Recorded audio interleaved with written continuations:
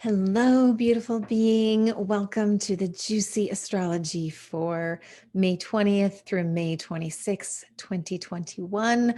I'm your host, Divinely Jennifer. And let me tell you, this is a big, big week, especially because we've got this intense full moon. It's a super moon. It's the closest the moon will be or appear to be during any of the full moons this year.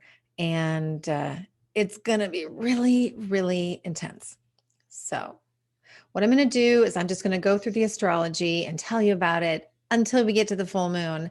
And I'm going to pause for a second and I'm going to share my screen and so you can see it. You may not be the type of person who really wants to see it, but just in case you are, I've got you covered.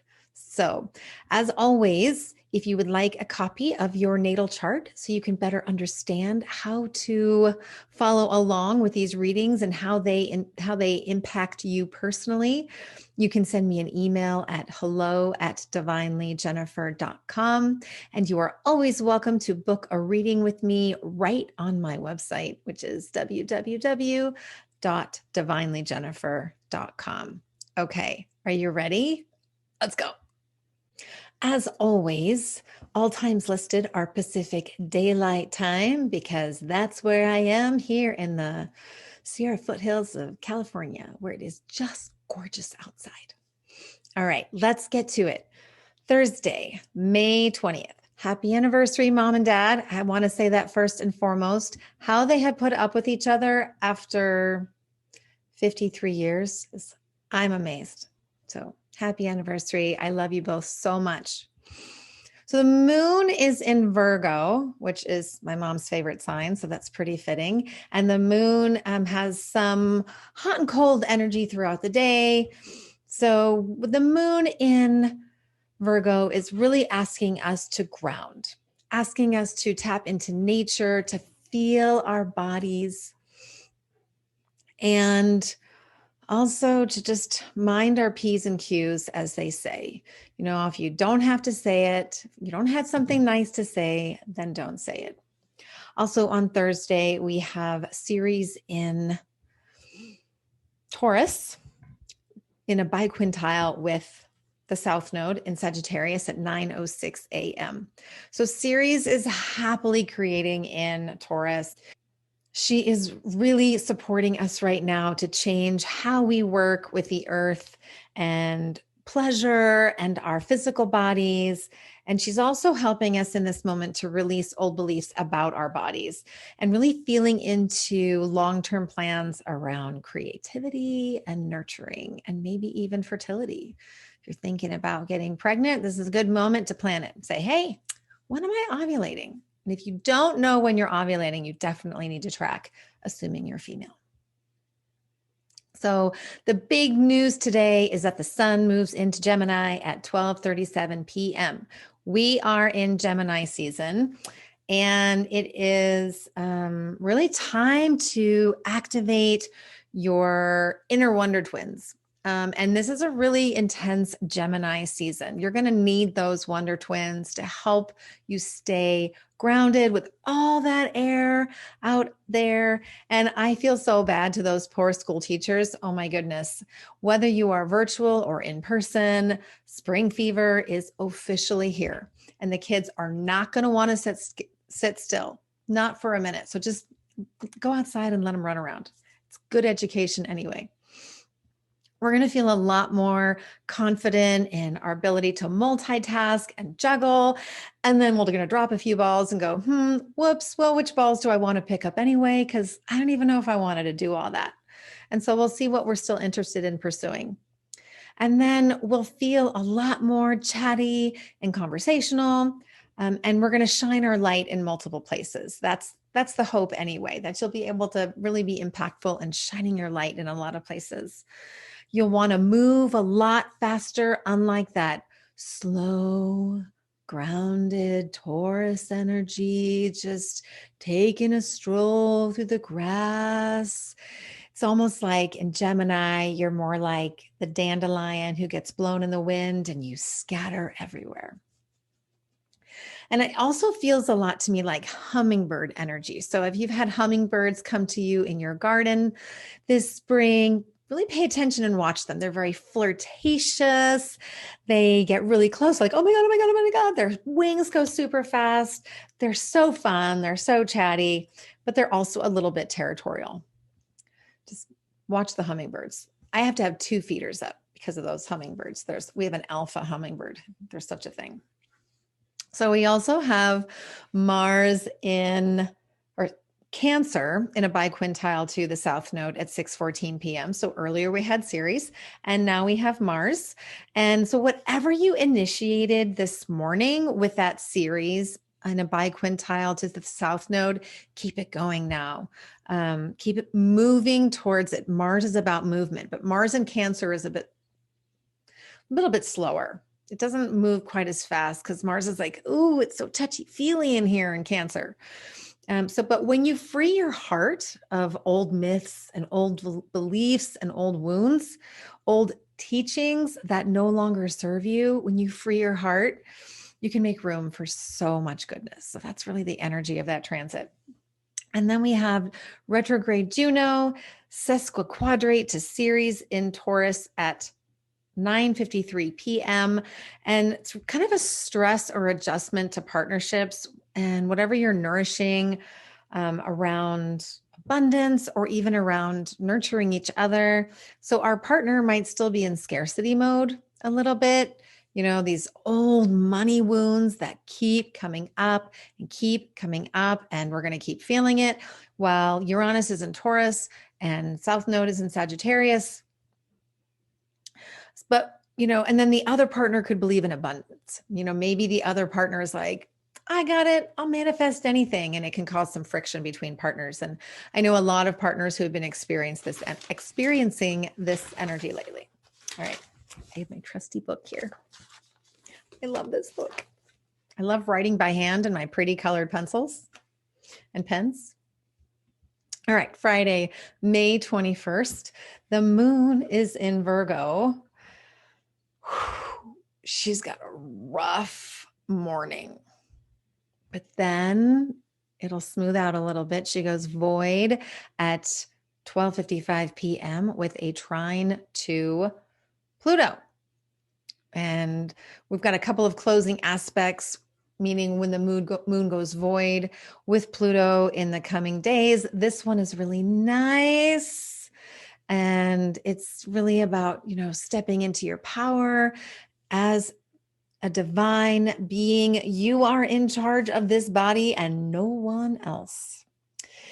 And she'll be void all afternoon. We're going to have a few extended void moons also because of where planets are placed in their different signs. And yes, I will do a class on void moons one of these days. She moves into Libra at 6:35 p.m. and has a lovely trine to the sun later that evening.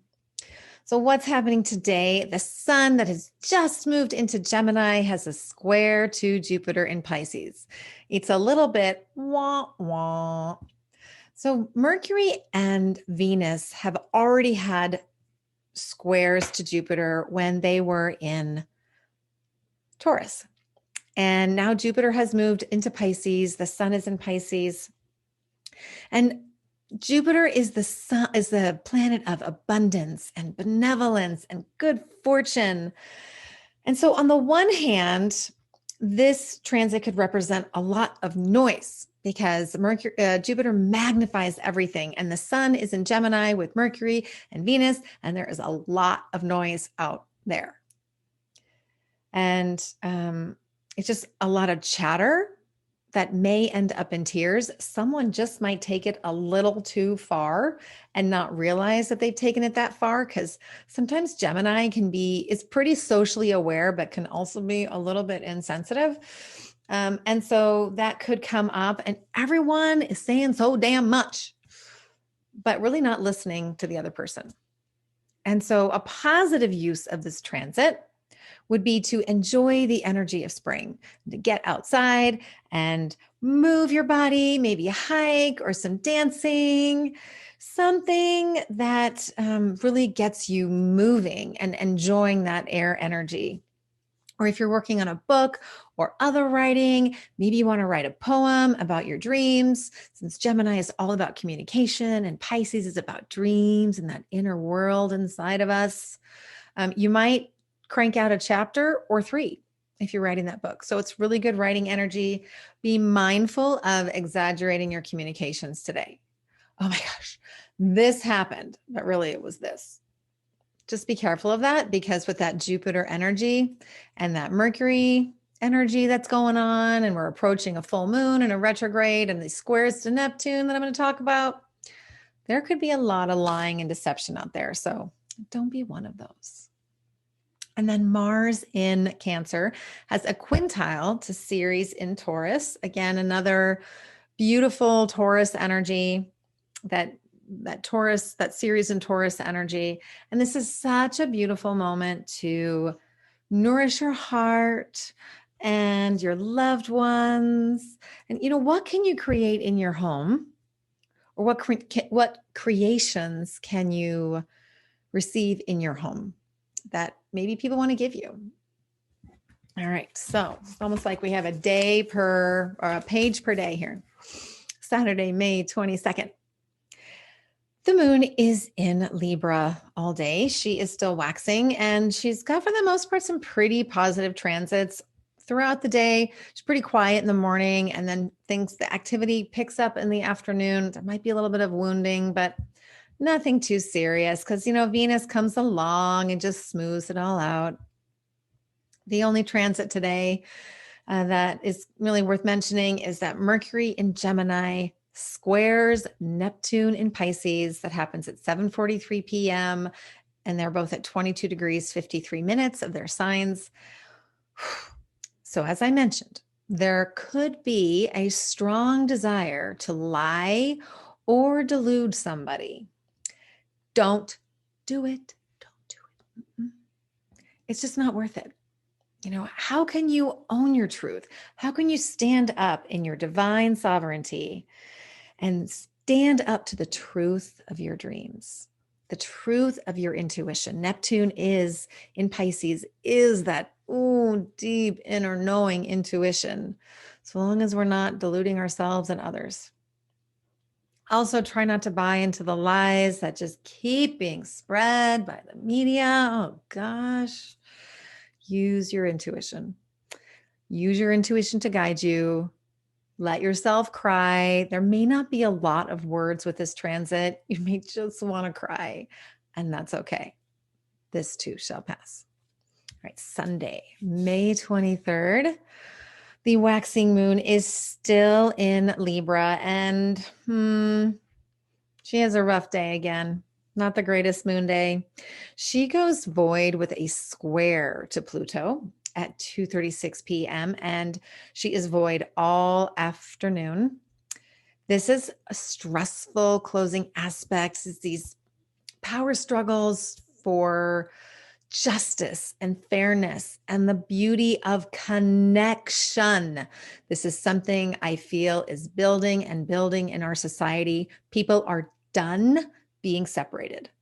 They want to come together. And there's going to be that power struggle between the authorities who say, no, you cannot get together, or you have to wear a mask, or you have to do XYZ. And the people who go, screw you, I'm stepping up in my sovereignty and I'm going to do what I damn well please. This energy keeps coming. And this is you're going to feel that with this. She moves into Scorpio at 8 p.m. She becomes a little bit secretive, mystical, intuitive, sensual. Whereas in Libra, she's very much about, like I said, balance, social justice, beauty, fairness. And then on Sunday, Saturn stations retrograde at 2:18 a.m. at 13 degrees, 31 minutes of Aquarius. So Saturn goes retrograde through October 10th, 2021. Seems like a long retrograde. Saturn does this every year. goes on these long retrogrades, like all the outer planets that move a little bit more slowly. So Jupiter, Saturn, Uranus, Neptune, Pluto. Not in that order quite. And so it's going to move when it'll station direct at, what is that, 6 degrees, 52 minutes of Aquarius. And like I said, we're not going to feel this quite as much as we'll feel, say, Mercury's retrograde on the 29th, but we will feel it. Saturn wants us to learn the lessons. Saturn wants us to be disciplined and to commit to being the master of ourselves. And so we often experience a lesson multiple times before we get it right, according to Saturn or life. Sometimes we can be a little stubborn. I don't know about you. I can be a little stubborn.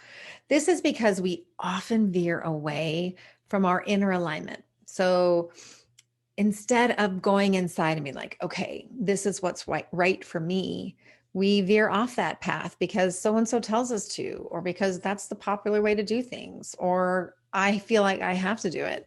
And we're going to, Saturn says, no, you do you.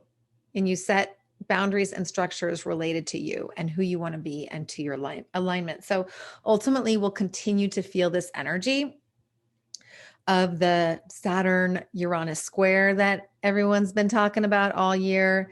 And that'll go exact again on June 14th, just after the new moon, that solar eclipse coming up. Ooh, yikes. Not very pretty. But that's okay, because the July new moon is really nice. But keep creating new structures for the world that you want to live in. So whatever that world looks like, keep taking baby steps to build, commit to that new world you want to live in. And then lastly, on Sunday, May 23rd, Vesta in Virgo has her exact T-square with the North Node in Gemini and the South Node in Sagittarius. So what does that mean? Well, Vesta entered orb of this, so we've been feeling this energy quite a bit, and we'll keep feeling it until May 27th. But Vesta is asking us to make positive changes to our home, our hearth, our energy, our vitality, our body. That really is more in line. These changes are more in line to who we truly want to be as humans. And this means that in order to make room for something new, a new habit, we often have to release the old. So maybe you're not sleeping enough. So you have to release being on your phone until midnight so you can go to bed earlier. Or maybe you want to work in your garden. So you're getting up earlier with the sun to work in the garden or exercise or do something for yourself. But this is really productive energy to start a new plan, such as, making changes to your diet, incorporating more movement, being outside in nature more, whatever nourishes your physical body or your home or your hearth. Monday, May 24th.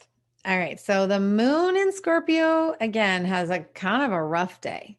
And the moon is in opposition. It's in a T-square to Uranus and Saturn. So it is opposite. The moon is opposite Uranus and square Saturn. So that energy between old structures and innovation, groupthink and sovereignty and being an individual. The moon is also in a finger of God. So that point that I was talking about, like that moment. And so Vesta is sextile the moon in Scorpio, and which is, let's try that again. Moon is in two fingers of God. The first one is with the North Node, which is in this lovely sextile to Chiron and they're conjunct the moon in Scorpio. And these are healing opportunities around emotions. So you don't have to be triggered. You don't have to react, get all pissed off and have those old wounds come up and react to something the same way you have for the last 30 years. You can change that. This is a beautiful healing opportunity for that.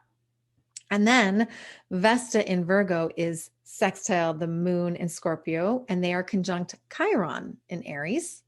So this is help from the divine mother to heal the wounds that keep making us triggered. So think of the first finger of God. Can we not be triggered? And this energy helps us to release those wounds and heal those wounds. I mean, what if you knew you were always unconditionally loved by the divine? How would that change your reaction to pretty much everything? How would that shift your perspective? Monday, we also have Venus in Gemini opposite to retrograde Juno in Sagittarius. That happens at 11:59 a.m. and they're both at 19 degrees, 16 minutes. So there could be some conflict in committed partnerships, or there could just be this push and this rush of energy. So the committed partner may want you to stay with them, travel with them, study with them, just do like long-term plans together. But Venus in Gemini wants to socialize. She wants to have fun. She's flirty. She needs variety. It's not going to be missionary every day when Venus is in Gemini. Let me tell you, she wants variety. She doesn't want to be tied down to just one committed partnership. So if you're in a committed partnership and this energy is coming up, just witness it and see how you can support your partner, your intimate partner, your spouse, your boyfriend, girlfriend, whatever your situation is. See if you can support their freedom, their desire for freedom, and that desire for getting out in the world, while also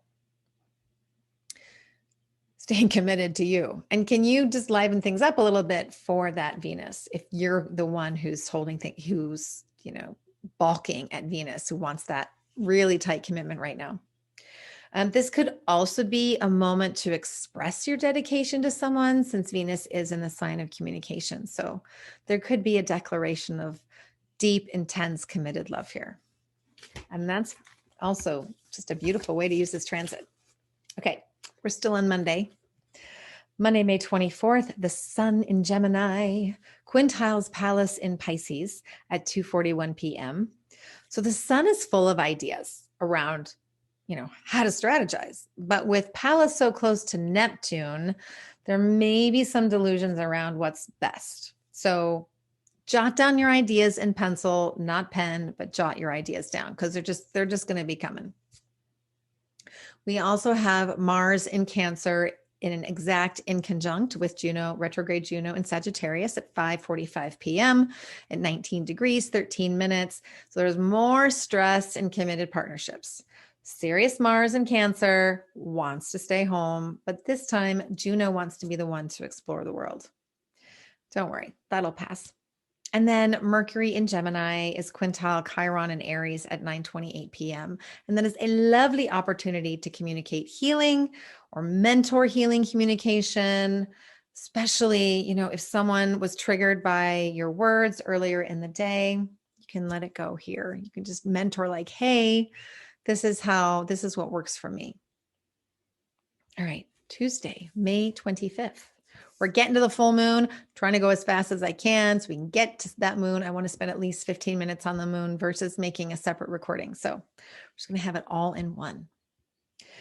Tuesday, the moon in Scorpio has some lovely aspects. They're all in water.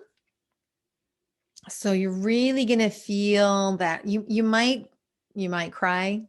You might want to take a bath, go swimming. It's great energy to go float if you've never tried float therapy. Big shout out to Capital Floats here in Auburn. Love that place. Sensory deprivation is the best when you've got this Gemini overstim. The moon goes void with a sextile to Pluto in Capricorn at 2:19 p.m. So again, that Pluto energy, this time it's positive. Pluto rules Scorpio. So it's really, there's death to be so that something can be reborn. And it's not in a death, crying kind of way, having a wake. It's like death of something that no longer serves you so that you can be reborn. It's a lovely energy. She's void all day, all afternoon again, and she moves into Sagittarius at 7:39 p.m., where she is happy and optimistic and traveling. She's got the backpack on. She's ready for an adventure. She does have a square to Jupiter in the evening at 9:29 p.m., so that urge to travel, that urge for adventure could be magnified. The aspects today are pretty minor, which is good because the full moon is pretty potent. So we've got Jupiter in Pisces quintile, Juno in Sagittarius at 6:44 a.m. So, just wake up your partner with gentle kisses. Maybe bring them coffee in bed or have a foot rub, something super sweet and gentle. And then we've got Venus in Gemini in a biquintile to Pluto in Capricorn at 2:22 p.m. And this is really a lovely energy for Venus to communicate her power. She doesn't do it in like a really bombastic way. It's just kind of a light, fun, flirty energy to let love transform your words. And then we also have the sun in Gemini quintile to Neptune in Pisces at 4:05 p.m. So if you're not quite sure what to work on, don't work. Just give yourself a moment to daydream.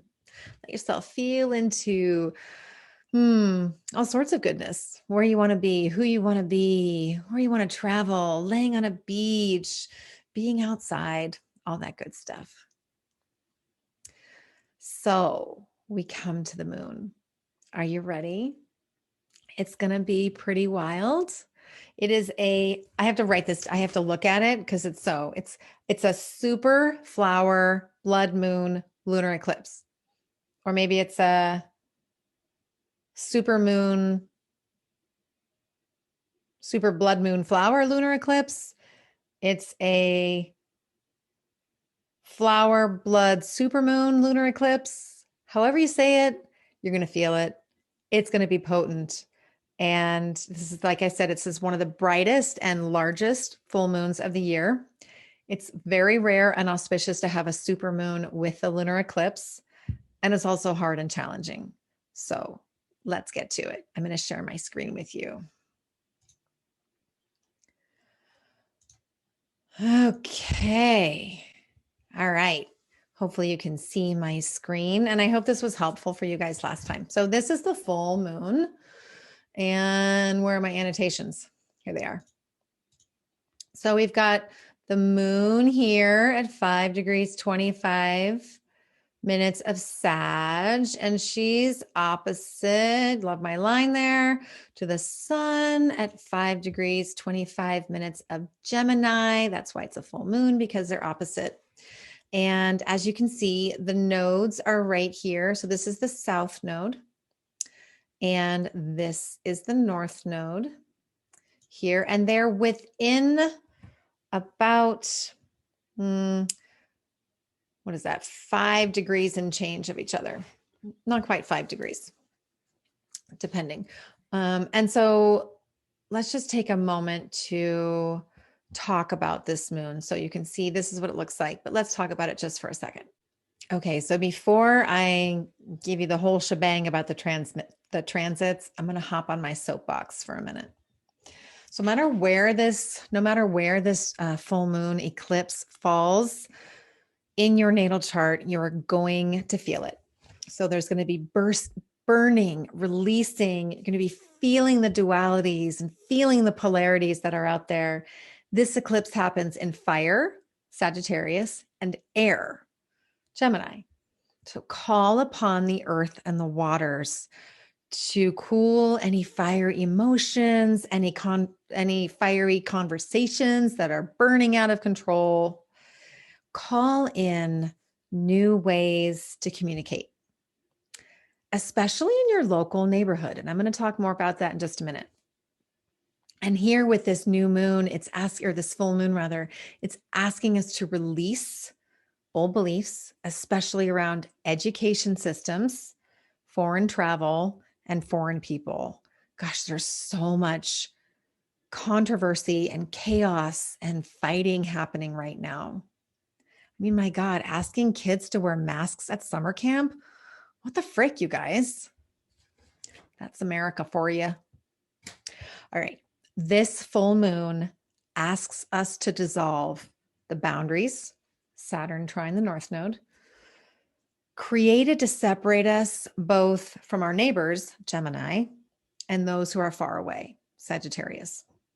And the patriarchal authorities, Pluto and Capricorn, who we're going to address in just a second, and the massive corporations, Aquarius, have tried to keep us separate, especially over the last year. But this moon says no. Look at your neighbor.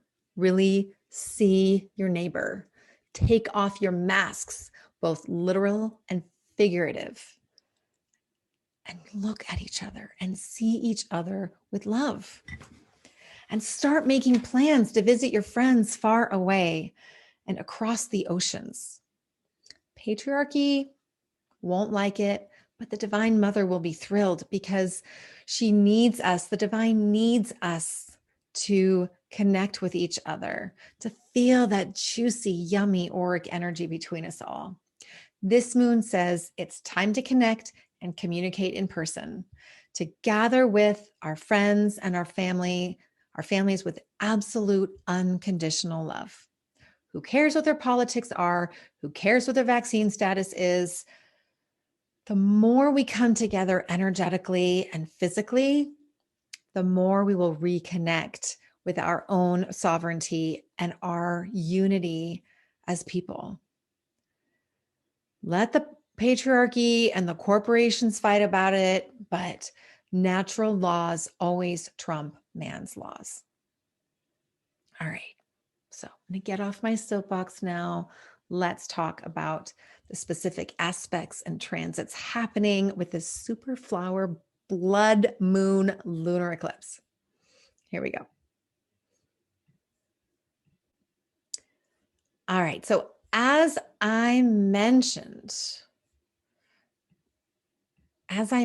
we've got the moon and the south node here, and the sun and the north node here, and they're within 5 degrees.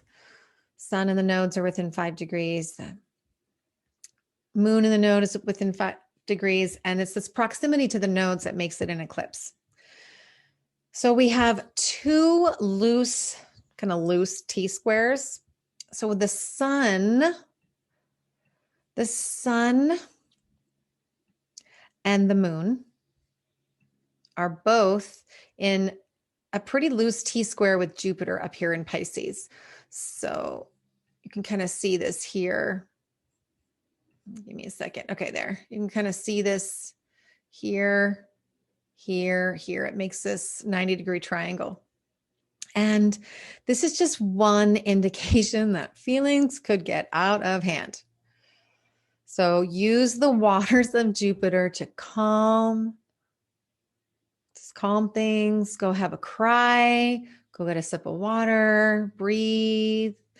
Now we also have, I'm going to use the thicker pen. I like it better. We have the moon and the sun in a T-square, loose T-square. They're about 6 degrees apart with Vesta. So you see that here, right? And so it allows us to call in the divine feminine, Vesta, which can serve us. It's in Virgo. It's in an earth sign. Can serve us as a grounding anchor, giving us stability through the uncertainty of the eclipse, because you're going to feel it. That Gemini air is going to provide fuel for the Sagittarius fire.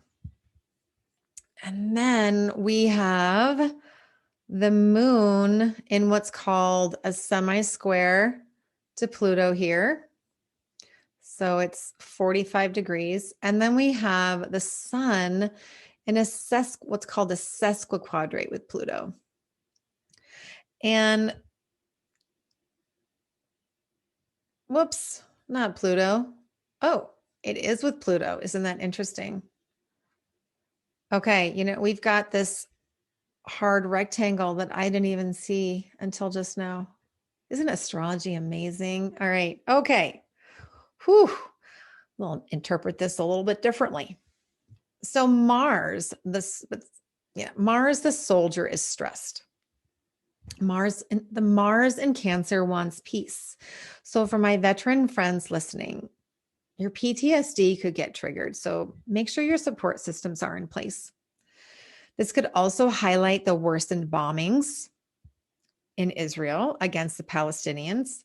And I expect that to peak when Mars and Pluto come into an exact opposition on June 5th. I know I keep talking about it. So when you add Pluto to this mix of the sun and Mars and the moon, power. I just keep feeling into these power struggles between the authorities and humanity. And they are grasping at straws because they know that eventually the soldier is going to stand up for themselves because they will have had enough and they will fight. And we also have that energy of Pluto square Eris, which I'll talk about in just a bit as well. So let's clear that out. All right. The moon is also in a loose trine to Chiron here. Chiron is in Aries. Let's do that one again. That was a pretty funky line. Here we go. Straight is not my MO. I don't do anything in a straight line. They're 6 degrees apart in their orb, but Chiron is also in orb of the nodes. So a sextile to the north node and a trine to the south node here. So this transit says, put on your own oxygen mask first and attend to your own wounding before you help or mentor a friend or a loved one. And if you are part of the awakening, if you are part of this great awakening, which I think you probably are if you're listening, you know that we can no longer rescue people from their suffering. We can only hold space with unconditional love. So there are other planets besides Chiron engaging with the nodes. So let's talk about that. So Vesta here remains in her T-square, as I mentioned earlier, right? That happened exact on the 23rd, that they were in that exact T-square. And this energy stays with us through the solar eclipse new moon. I feel like that's a good thing because let the divine feminine stabilize and anchor, protect you with her unconditional love, no matter what fires might be raging around you. We also have Pluto here in what's called, like I mentioned, a semi-square with the south node and sesquiquadrate the north node. I'll be talking about that as part of the Hammers of Thor, but this is stress or conflict between the old ways and the vision of the new paradigm. The north node is the vision of the new paradigm. Neither is comfortable for the patriarchy here, but we have to keep moving towards transformation. Got to keep going. We also have, where's Saturn? Saturn in Aquarius. Saturn had a trine to the north node on April 9th. They will not meet in a trine again until 2029. Saturn's in a sextile to the south node. And as I mentioned, this transit helps us to dissolve boundaries and structures that are not in service to the greater good, and then create new ones that are in service to the greater good.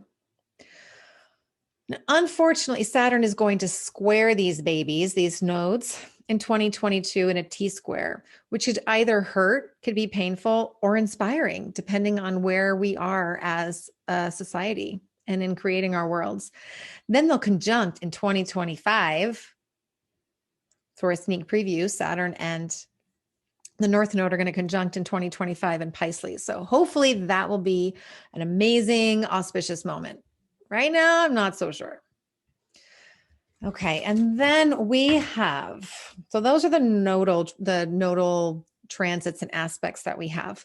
Something else I want to point out here is we've got Venus and Gemini very close together within 3 degrees of each other in Gemini. They are both within 2 degrees of a square to both Neptune and Pallas Athena, who are going to conjunct in Pisces on May 31st. And Venus and, May 30th. These two, Venus and Mercury, are going to conjunct on May 28th, just before Mercury goes retrograde on the 29th. And this energy is going to stay with us through the Mercury retrograde and a little bit beyond, because Mercury is going to conjunct both Pallas and Neptune after its retrograde. So there is so much potential for lies here with Mercury and Neptune in this square. Your intuition could have a hard time deciphering what's true. There could be a lot of deception, cross signals. Turn to the goddesses, turn to Pallas Athena and Venus. Go to your heart and figure out the answer with love.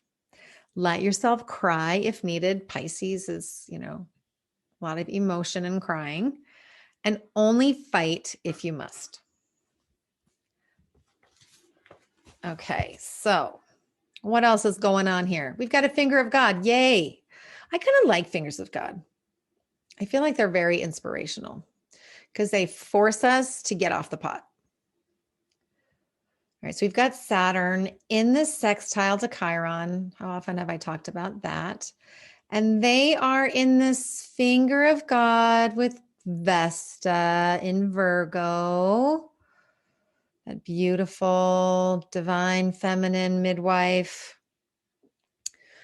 And this energy stays with us through the new moon eclipse on June 10th. I feel like that's a good thing. And it reminds us to create structure around and commit to our healing in new ways. So Aquarius, the new ways. Chiron, those wounds and the mentoring. And then once we've healed our wounds, as we're healing our wounds, we can mentor others to heal their wounds so that we can support the divine feminine, Vesta. And we can support those who are helping create community structures. So community is, again, that Aquarius feeling here, that Aquarius energy, both literal and figurative. So creating containers for us to connect as a community, and also the places to do so, whether those places are off grid or off the beaten path. Vesta is approaching a trine. So I'm going to just clear this out a bit. Vesta here is approaching a trine to Uranus and Taurus, which is going to give us breakthroughs and aha moments to innovate the healing around these structures within our communities. Okay. Last but not least for this full moon, it's like, phew, right? We have 3 hammers of Thor. So hammers of Thor ask us to smash something away, blast it away. So we have this energy of, and I mentioned of, let's go back to our drawing, Pluto, square Eris. That energy is with us. That square is exact again in August and October. And that contributes to this first hammer of Thor. So we've got this square, and you can't see it here. I don't know why it didn't show up. It's a little bit loose, but we've got this hammer of Thor with Vesta here. So here's more energy with Vesta. She's really helping us keep it together right now. And this transit says, all right, the wounded feminine versus the patriarchy. Pluto and Capricorn, the patriarchy, Eris and Aries, the wounded feminine. We're smashing perceptions around the feminine, around birth, around women helping women. I mean, how many women do you know, or you yourself, have trust issues with other women? And it's time to smite that crap. We have to support each other. We have to come together as women, or as those identifying as women or trans feminine, in that energy. And men, you guys have the divine feminine in you too. You have the wounded feminine in you as well. So we are smashing those old beliefs about what that means for both men, women, masculine, feminine, however you gender identify. This impacts all of us. So then Pluto and Eris are each part of a hammer of Thor. We've got the North Node in Gemini here, squaring Vesta here in Virgo. And they are sesquiquadrate Pluto. So it looks, you can see it. I'll highlight it like this. So what does that mean? This energy is an orb through May 30th. And it was present during the new moon. So I discussed it in that video. It was a minute 29. So you can go on over to that video if you want to listen to it. Go to minute 29. Basically, we must approach our purpose, North Node, and our bodies, Vesta, from a place of love, to step into our power and sovereignty, Pluto, and to transform the patriarchy. That's what's going to happen. Patriarchy is going to get smited and transformed. Bye-bye. And we're going to live in a much better world. That's my story, and I'm sticking to it. Our final hammer of Thor here is Vesta again. Square the South Node, right? Because she's in that T-square. And they are in a sesquiquadrate to Eris here. Oh, there we go. I also discussed this at the new moon. That was at minute 24. So again, you can go back and hear more about that. Eris will die trying to protect the divine feminine. She's guarding the temple door. Again, both figurative temple door, our body is a temple, and literal, the sacred spaces, especially nature. Eris is going to protect Mother Earth because she's done with the greed and all the old beliefs that we can strip Mother Earth of everything for our own human desires. And she says those old beliefs about the feminine also have to go. So listen to it from the new moon video, but this energy is staying with us. It's not going anywhere for a while. And of course, we also have the energy of this year's Saturn Uranus square. They're only a degree, 22 minutes apart. And then we've got the Chiron semi-sextile Uranus at 0. They're like 14 minutes apart, so tiny.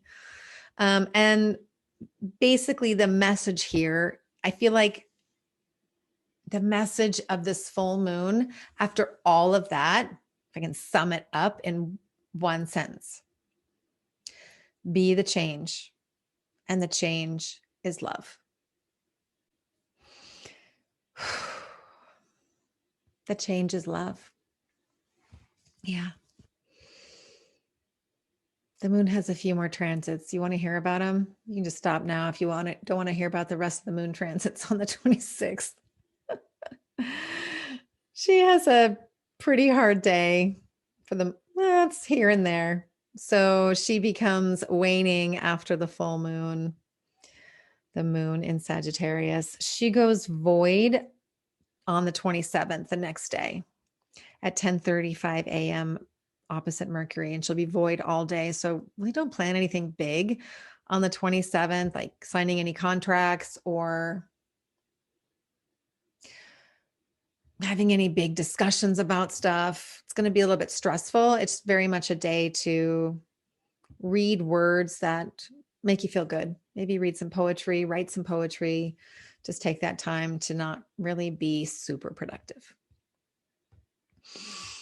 All right, beauties. It is a big and juicy week. This was a long video, and I'm so grateful that you stayed with me.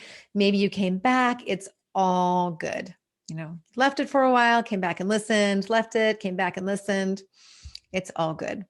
I'm so grateful that you are here with me on this journey.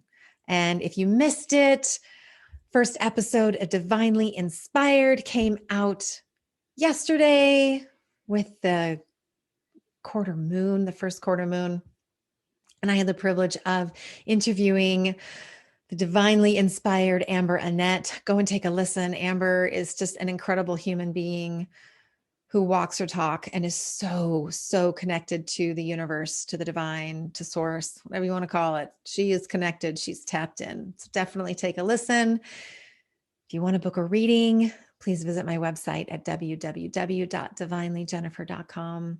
I'm here for you to support you during these pretty crazy times, because I think we all have a purpose in this to make the world a better place. And sometimes we just need a little guidance, little cosmic guidance to understand how to do that and to understand how we can support our physical, emotional, spiritual bodies in that process. Have a beautiful, beautiful week. I'll be back next week with more Juicy Astrology. I'm Divinely Jennifer. Mwah. Sending you so much love.